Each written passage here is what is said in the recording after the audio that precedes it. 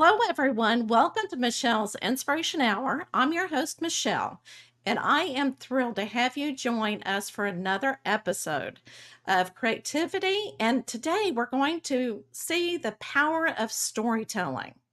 Our guest is someone who knows a thing or two about crafting these captivating narratives. Richard Rosser, a renowned filmmaker and master storyteller with credits on hit TV shows like Grey's Anatomy, Chicago Med, and many, many more. Richard has discovered that storytelling isn't just for entertainment. It's a powerful tool for communication in real life. His recent book, Chat GPT Simplified, and I'm going to show you the picture, offers non tech professionals a unique approach to unlocking the incredible potential of AI. Richard's passion for storytelling and AI enhanced storytelling will leave you inspired. Stay tuned as we dive into the world of storytelling, creativity, and future of AI and our quest for captivating these narratives. Now, I'm going to let you know I used an AI to actually create this introduction. All right, so let's go ahead and bring Richard on and see what the inspiration is. Hello, Richard. How are you doing? Michelle, I'm doing fantastic. Thank you very much. Oh, absolutely. Absolutely. And I am absolutely thrilled that you are here. Okay. Because I saw what you love to talk about. I'm a school teacher. Oh, I love everything about storytelling. And so, can you go ahead and explain, let's start from the very beginning of how you really found yourself in storytelling and your inspiration behind, educating everybody about this? well, it started really when I was a child. My greatest inspiration for storytelling was my dad. My dad Oh, was an yeah. amazing storyteller, and his story of choice was the sort of the long story joke. He'd go on for 2 or 3 minutes, and you'd get to the punchline, and very often the punchline was what we call a groaner, right? It was sort of Right. ridiculous or kind of absurd or stupid, but it was the fun of getting to the punchline. He would add characterizations and use some fun voices and sound effects, and he just brought these stories to life in a way that no one else that I knew could. And of course, then I got into movies and TV shows and music. So that really cemented my love of story and storytelling. But it was really the genesis of it all was my father. And Oh, as I went off to college, I went to a small liberal arts college, and they had one course in filmmaking. Of course, now every college, every university right. has entire degrees and multiple courses, but this college only had one course. And I took this course, and it was about narrative filmmaking. And at the end of the course, I love animation, and I begged my professor to let me make an animated movie. And he said, "Look, I don't know anything about animation, and when I say animation, I was into 3D animation, Oh, claymation, and so I created this 3-minute black and white film that had no sound, and it was a claymation chess game where the wow. figures came to life, and uh, and I submitted it to some awards, and it ultimately ended up winning a Student Academy Award, and we were all blown away. My professor was like, "Wait, how did this happen?" Right? Right. And so I thought, well, if they think I have some talent, then I maybe should get into the film business. And so I moved to New York and got in the TV and film business. I was doing commercials and music videos. And then I really had the calling to get into long form narrative filmmaking, feature films and TV shows. And so I transitioned to that and moved out to Los Angeles and started working in Hollywood. And about a year after I got to Hollywood, I got on a little TV show called 24 that at that time, of course, no one knew what it was.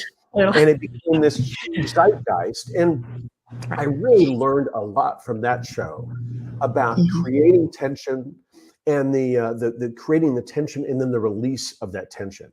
So I've been a professional storyteller in TV and movies and commercials and music videos for my entire career. But then I realized that very often folks want to communicate, but some people don't really know how to tell a story. We all have friends who, they tell a story and it sort of rambles and you're sort of like, okay, what is the point of this story? And so I realized that there are a lot of people out there who can and would and should communicate with story, but they really don't understand or know how to tell a story.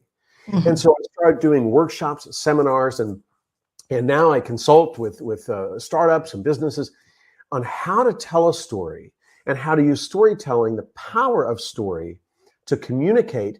And a lot of people, when I first start to go into a company, they'll say, "Oh yeah, well, let's connect you with our marketing department." I say, no, it's not just about marketing. It's about every layer, every department, every level of a company. If you have a researcher, R&D department, right, or even if you're a one-person operation and you still have, you're researching and developing new products, the stories that come out of that are great for the sales team, because the stories that come out of how something was developed and why it was developed. I mean, very often the founder's story at a startup is really, it's gold, because the problem that founder solved and the story behind how that came about is really what the company, the mission of the company, and how they can and should move forward. And then conversely, if you have a salesperson or sales team or folks out in the field and they're talking to customers and customers are saying, "Oh yeah, I used your product, and I had a bit of a thing where I used it for this use, sort of a B use instead of just the A use," then all of a sudden you can take that back to the company and you might even be able to expand into a new category, a new product, subcategory, and market that product a little bit differently to a new audience and get a new target market. So it's really interesting in terms of how story really intertwines between the departments and employees at a company. I absolutely love your story, because when you were talking about your father and about how he told stories, I'm thinking, oh my gosh, my grandfather was the same way, and it's like he got better at his storytelling, though, the more he drank. It got more and more interesting. That's great. And before I go on about technology, how long did it take you to do that 3-minute clay It took me, story? I think it took me 2.5 solid days. I locked myself Yeah. in a room up in the top of the student union, had my Yes. camera, I had the little chess table, and I think it took me 2.5 or almost 3 days to work through animating frame by frame by frame all the pieces on the Wow. chessboard. And I think we need to all go through that, without using the technology that we have now. And I love being my age because I can actually say, you know what? I had the TV without the remote. I had the little rabbit ears. I didn't have computers. I had the typewriter. But That's right. yeah, yeah, absolutely. And you get to see all this technology. And then Star Trek. Okay, this is Mhm. what's fascinating about storytelling, is because, especially the sci-fi, and see what you think about it, is Star Trek, had the communicators that the captain would flip Right. the phone and that became our cell phones. So do you think a lot of our storytelling, are we changing our behavior because of the storytelling? Are we inventing things that we see? I mean, how do you think all of this works? Oh, it's all interwoven, Yeah. right? I mean, if Yeah. you think Right. about it, in Star Trek, if you go back to the original episodes of Star Trek, we're not talking the movies, we're talking, No. Captain Kirk, Original. William Shatner, and yeah, they used to Yeah. flip it open and talk like this, right? Yeah.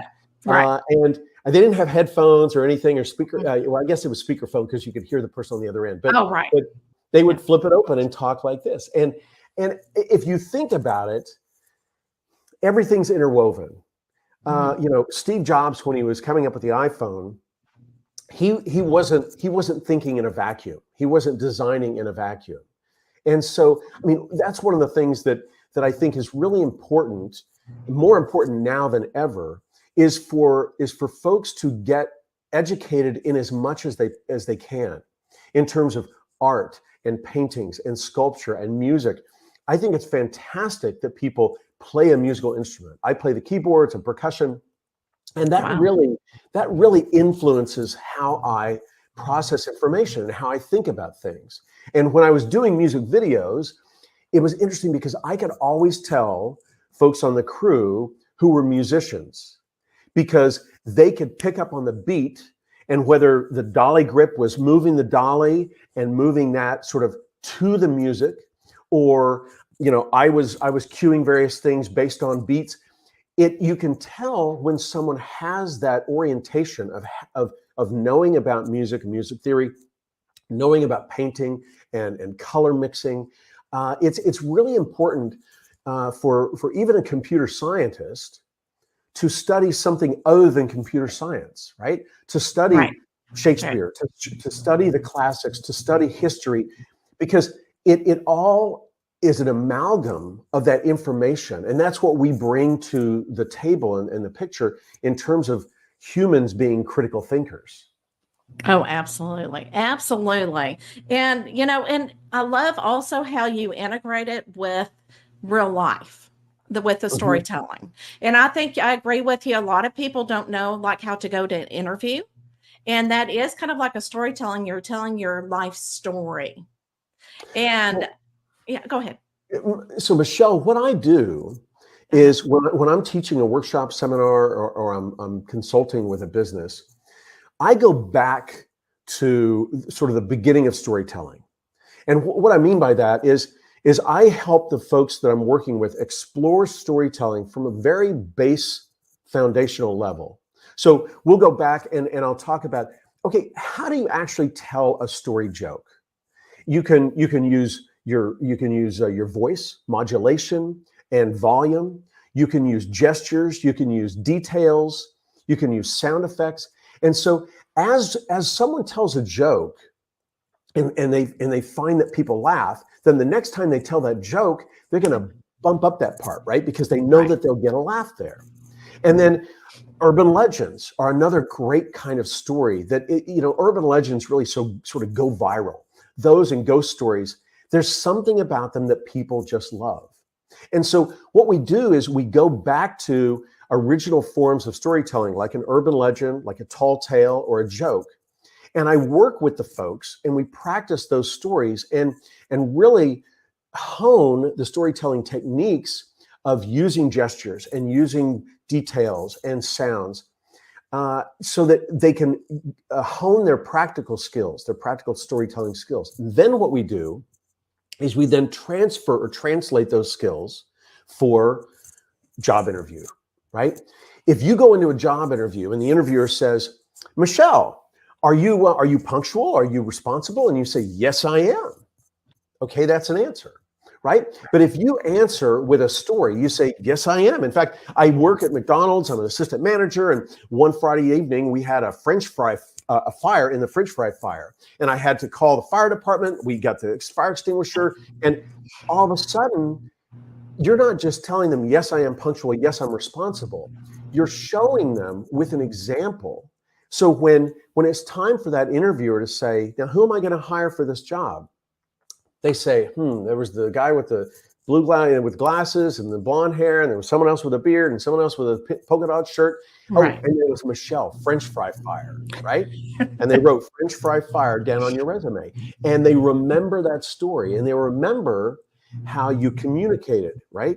You told the story, you were thinking on your feet and on the fly in this job interview, and your story gave them a great example of how responsible you are. So they know that they can count on you when they hire you. So story really, you can use story for job interviews. You can use story for pitching, a presentation. You can use it when you're leading a team and you're trying to get that team motivated to solve whatever problem or issue that you're tasked with. So story is such an important way of communicating. And I read a statistic that said 85% of our daily communication is through story or some sort of a narrative process. And I thought, whoa, that's 85%. That's a lot. And when you add in the fact that we're constantly telling ourselves stories, it may actually be higher than 85%, right? Oh, absolutely. And what we think and and all the stories. But I absolutely love that. And it's such communication. It gives you empowerment and it also gives you the confidence. It does. And, practicing those storytelling because like you said, you get a reaction from somebody and you're going, yes, That's I so got right. to them. All right, let's talk about the tool that you have created. Well, you didn't create, but you're helping us here. Yes. Your book, Chat GPT Simplified. And I absolutely love this because, again, you're talking about creativity, and this is Mhm. actually just a tool that you can use. It really is, Michelle. I view ChatGPT in specific and AI in general as a tool that's very similar to, say, a high-end computer program that can help an engineer figure out formulas, or a Right. souped-up calculator. And so you wouldn't expect an engineer on the SpaceX program to be designing a SpaceX rocket with a pad of paper and a pencil. And Right. so we have this incredible technology available to us in ChatGPT that can help speed up workflow and help us create things that we really never imagined before. I mean, when I use ChatGPT, it's like having a composer and a scientist and a politician and a philosopher and a mathematician in the room with me as I'm creating, because I can ask questions and I Yeah. get versions of possibility that come back to me that are way outside the box that I'm constrained in based on my experience and my thought process. So that's one of the things that I really want to stress to folks is this is really just a tool. It takes some time to learn how Mhm. to use this tool. It takes some time to learn how to craft effective prompts, you know, and Absolutely. and it, Yeah. I use a phrase called an iterative approach, right? If you think of an iteration of a software program, 2.0, 2.5, 3.0, those Mhm. iterations build upon themselves. And so when one of the best ways to learn that I find is to learn and then apply, assess that information, revise, and then repeat the thing. And so as you go through ChatGPT, we're using an iterative process to get better and better. And the irony is that ChatGPT is also using an iterative process to see what's working for us and get better at learning how we approach information and how we write and the style that we write with, right? And so, as Right. if any of your viewers have used ChatGPT, there's a thumbs up and a thumbs down, or it may ask Oh, you, yeah. is this better or worse, right? And as you answer those, ChatGPT locks into ways of helping you become better, and it become better at helping you solve problems, questions, answers, etc. I love it, and I agree, and you just keep going, and what I wanna show you is a couple examples. Okay, Oh, I wanna sure. show you a couple examples. Now, this is not the, the Chat GPT, it's actually but it is AI, okay? Yeah. And you Oh, have to absolutely. be yeah, very specific of what you want, and if you're listening to this podcast, what I'm showing are 2 pictures that I actually I gave them prompts, and so I wanna kinda show you the first one, okay? And I'm gonna give you the prompt, what I gave, and explain what the picture is. So I put, I want a golden retriever walking next to a magical redheaded woman. Okay, now when you look at the picture, there is a dog, a golden retriever walking in the forest, but I don't know what creature that is, but that is not human. No, It's almost like a little, I don't know, a little bitty monster with hair. I don't know. it looks like So, it from the Addams Family or something. hey, there you go. So I went back in and I said, okay, I'm going to change things up. And they do have examples that you can look at. So then I put a magical redheaded woman in a fantasy style environment walking a dog in the forest. And I Hmm. got exactly what I was wanting. Right. So, like you said, you have to practice, practice, practice. And on the first one, yeah, I almost regenerated and I thought, you know what? I'm just going to start all over. So Right. it does really, your prompting is very important. And in your book, you really have a lot of good prompts, that really help you. If something doesn't work, and it really goes over different reasons why you would use it. Hmm. And so I absolutely love that because Well, if thank I'm you in a very different much, Michelle. yeah. So if I'm in a different business, I would use it totally different. Oh, Okay. Like if absolutely. yeah. And I love that because if I want to do spreadsheets, then that would be different, completely different prompts. It would. And And yeah, one of the things that I did was, so I'm, working in the TV business. I've dealt with a lot of technical aspects and facets of the TV and film business. Right, we're working with right. cameras, we're working with special effects, and so I'm fairly to very technically minded, but I'm not a tech head. Right, I don't get in the weeds. I don't program. And so when I wrote this book, I really wanted to write a book for creative folks out there who want to use this technology, but may be scared or warded off by phrases like prompt engineering.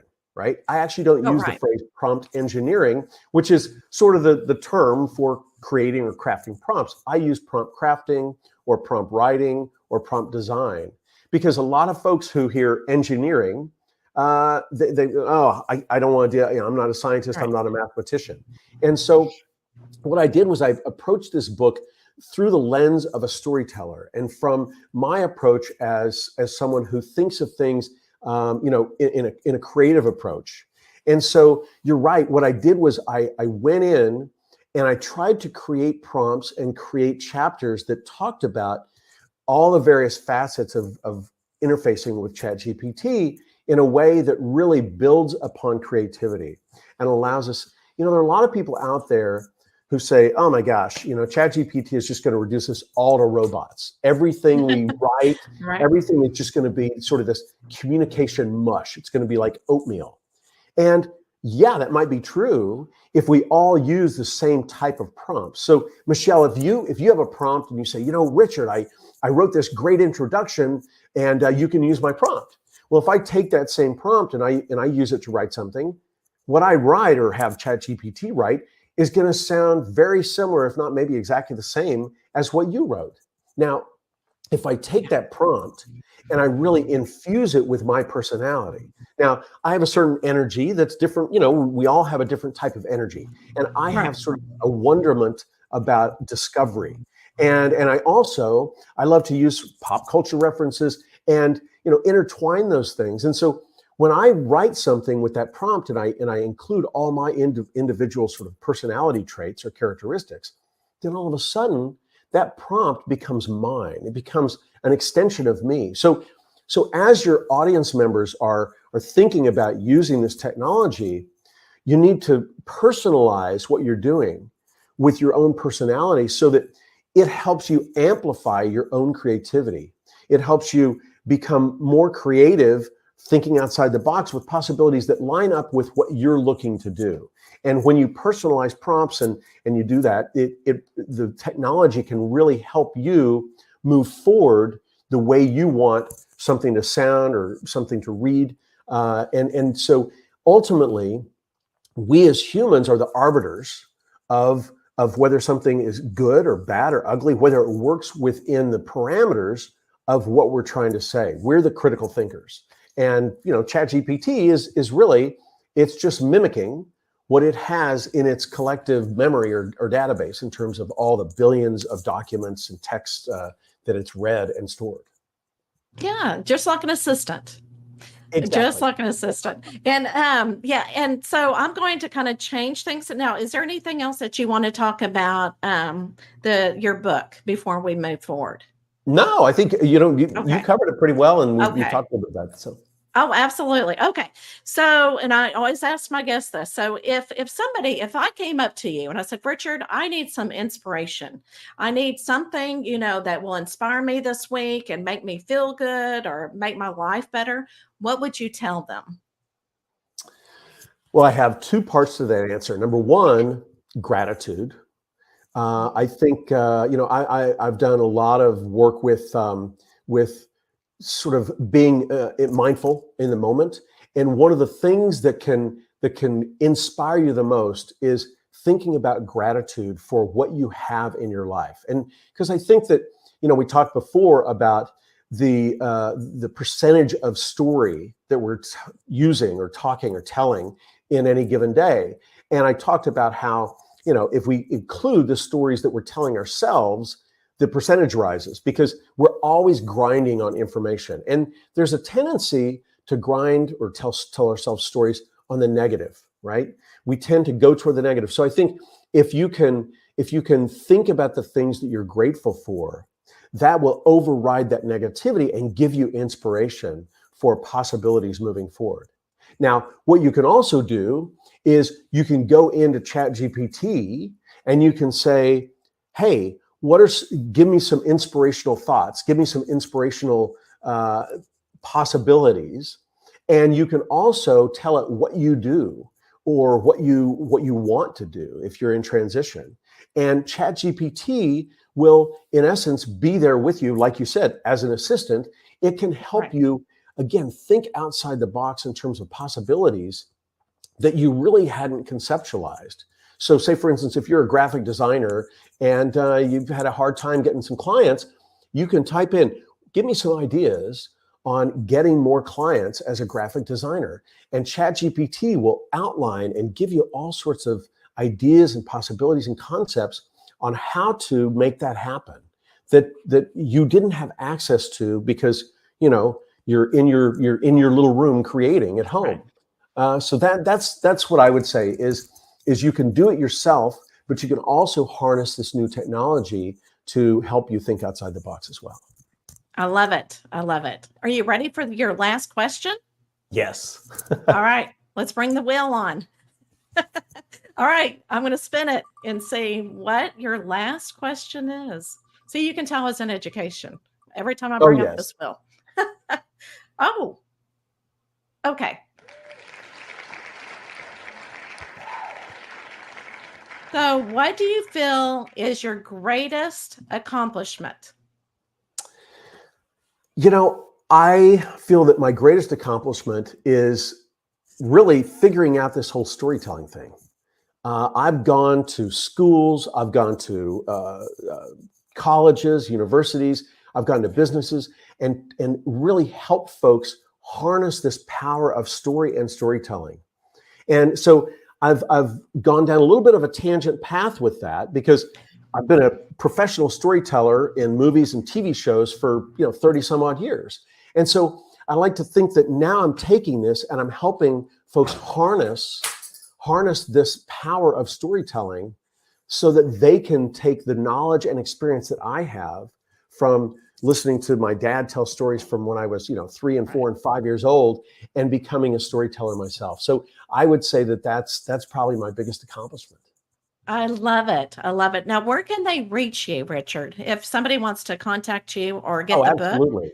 Well, my site is AI Explained at AI. So AI Explained at AI. So there's a link right to Amazon for my book. And then down at the very bottom, you can either click and it'll email me, or you can email me at richard@aiexplained.ai. So that's the best way to get a hold of me. Awesome. All right. I'm going to leave everybody with this. Learn about ChatGPT. Otherwise, you're going to be a dinosaur in 3 years. And that was written or said by Mark Cuban. And of course, that was in your book. So everybody, I hope that you enjoyed this. And remember, tell a story, get that inspiration behind it. People, and see the reactions of how things change in your conversations as well. So yeah. So hope that you enjoyed the show, and I will see you next week. Bye, everyone.